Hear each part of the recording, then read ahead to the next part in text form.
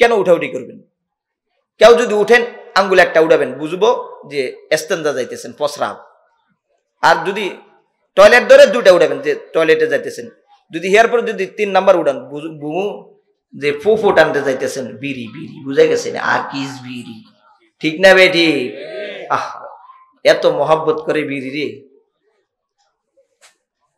টানতে টানতে সেকা লাগিয়া যায় আঙ্গুলে, তারপরেও মহব্বত বাদ দেয় না। ঠিক না বেটি? আগুন কই রে, দুনিয়াতে ধরতে পারছি আর না পারছি, এখন সেকা দিয়া গেলাম, কবরে যাই আলো ধরতে দেরি করুন না। ঠিক না বেটি?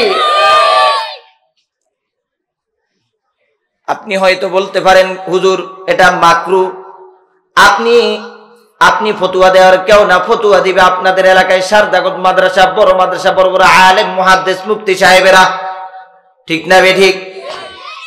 আপনি যে সিগারেটের গন্ধ নিয়ে মসজিদে যাইতেছেন, আপনার নামাজ কবুল হবে না গন্ধ যতক্ষণ থাকবে।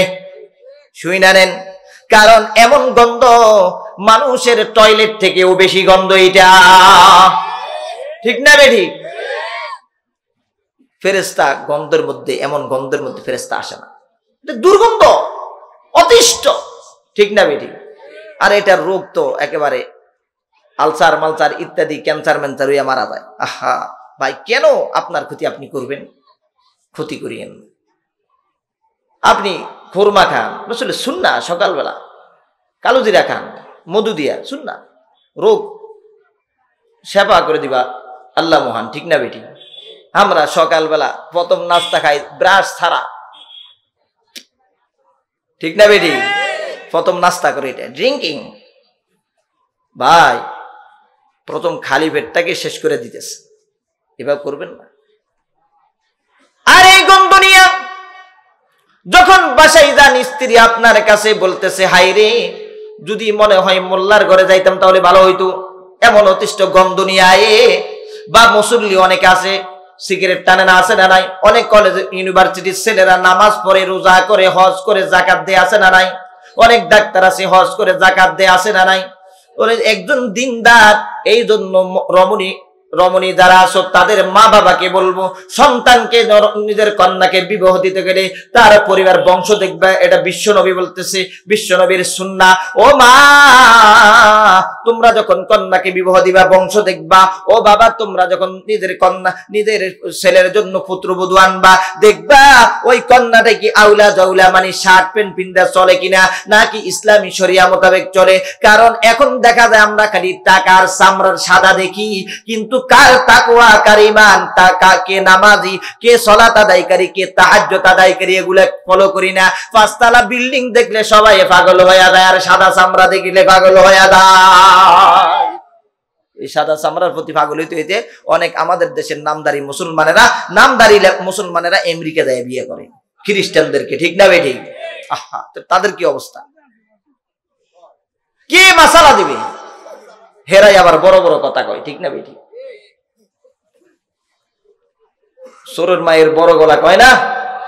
যারাই ইহুদি খ্রিস্টানদের সাথে সম্পর্ক কইরা ছেলে মেয়েদেরকে বিবাহ করায়, তাদের বিবাহ হারাম হারাম হারাম। তার ঈমান কি আছে মালিক ভালো জানে, ওইদিকে আর যাব না। ওমর বলতেছে, ঢাকা গাজীপুরের মুসলমান ওমর বলতেছে, ইয়া রাসূলুল্লাহ, ইয়া হাবিবাল্লাহ, আল্লাহর নবী গো, ডানে 20 জন, বামে 20 জন, আমি ওমর চতুর্দিকে প্রদক্ষিণ করবার তাকবীরের ধ্বনি দিব। আরব দেশের তৎকালীন জমানায় মরুভূমি ছিল, বালুকাময় এলাকা। ও বন্ধু, ও বন্ধু, ও বন্ধু, বাইতুল্লাহর দিকে রেপলাট যেমনই করে সেনাবাহিনীরা তাদেরকে প্রশিক্ষণ দেয়, লেপ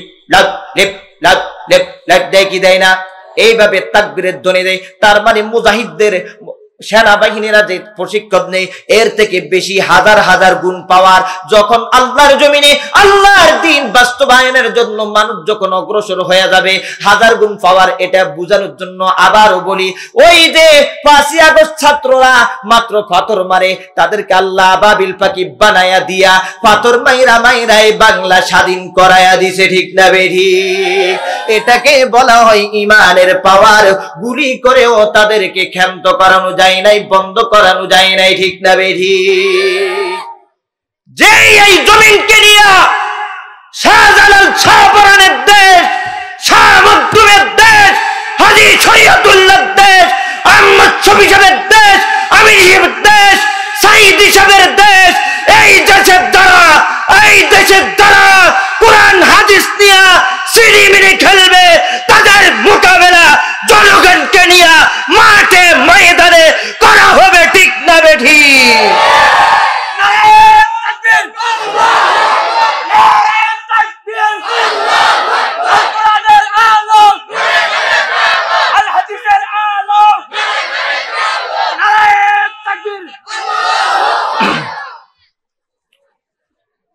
আলহামদুলিল্লাহ, আল্লাহ সকলকে কবুল করুন, প্রত্যেক বলুন আমিন। রাগ করলেন নাকি? অনেকে বলে হুজুরের এত গরম হয় কে, মামুনুল হক সাহেব এত সিল্লে বক্তৃতা দেয় কে, কয় কি কয় না?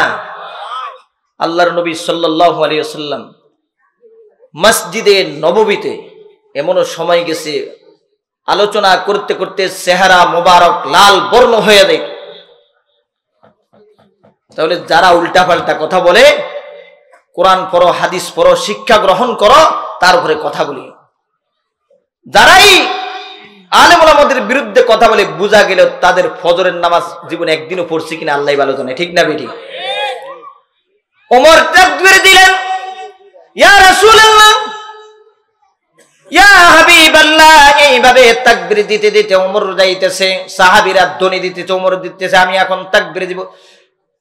এইভাবে তাকবীর দিতেছে, নারে তাকবীর, আল্লাহু আকবার, নারে তাকবীর, আল্লাহু আকবার। বাইতুল্লাহর সামনে যায় ওমর এমন জোরে তাকবীর দিলেন, নারে তাকবীর, আল কোরআনের আলো, আল হাদিসের আলো, নামাজ আছে যেখানে, নামাজ নাই যেখানে, কোরআন আছে যেখানে, কোরআনের শাসন আছে যেখানে, ঠিক না বেঠিক? ওমর যখন তাকবীর দিলেন, সাহাবীরা আর তারা তো রাসূল আরবি সাল্লাল্লাহু আলাইহি ওয়াসাল্লামের হাতে বায়াত গ্রহণ করছে। শেষ করে দুমনি, খারাপ লাগতেছে? রাসূল আরবি সাল্লাল্লাহু আলাইহি ওয়াসাল্লামের হাতে বায়াত গ্রহণ করছে। এই জন্য সাহাবীদের ইমানের পাওয়ার তো আলাদা, ঠিক না বেঠিক? আল্লাহর নবীর সাহাবীরা যখন জোরে তাকবীরের ধ্বনিতে আকাশ পাতাল প্রকম্পিত হয়ে গেল, এমন ভাবে তাকবীর দিতে দিতে বাইতুল্লাহ প্রকম্পিত হয়ে গেল। আবু জাহিল বাড়ির থেকে বের হয়ে আসলো, হাইরে কিছুই বুঝবার পারলাম না, কোনদিন শুনি নাই বাইতুল্লাহতে তাকবীরের ধ্বনি, আজকে এটা আবার কেমন অবস্থা, কি কোথা থেকে তাকবীর আসতেছে, কে তাকবীর দিচ্ছে? আবু জাহিল বাড়ির থেকে এমন জোরে দৌড় দিছে, দৌড় দেওয়ার সাথে সাথে কয়েক কদম দৌড় দেওয়ার পরে অগ্রসর হওয়ার পরে দেখতেছে যে ওমর আগে তাদের পক্ষে ছিল, এখন খলিফা ওমর 40 জন মুসলমানদেরকে পিছিয়ে নিয়ে ওমর সামনে বাইতুল্লাহর চতুর্পাশে নাঙ্গা তরবারি নিয়ে ঘুরতেছে। সুবহানাল্লাহ। ওমর রাদিয়াল্লাহু তাআলা আনহু আবু জাহিলের দিকা এত গরম হয়ে গেছে, আরে আবু জাহিল আয় আয় আয়, এখন আমরা বলি না আয় আয় আয়, আয় পড়ো, জেল কেন খোলা আছে পড়ে এলাম, কই কি কই না?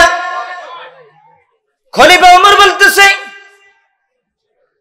এখনো আমরা বলবো যে বা যাহারা আবার ক্ষমতা আসো, সমস্যা নাই, আসবা পরিপূর্ণ ঈমান নিয়ে আসবা, আসবা টার্গেট থাকবে এই জমিনে কোরআনে কারীম বাস্তবায়ন করতে হবে, নচেত যেই বা যাহারাই আসবা সংসদে তাদের কাউকে ছাড় দেওয়া হবে না।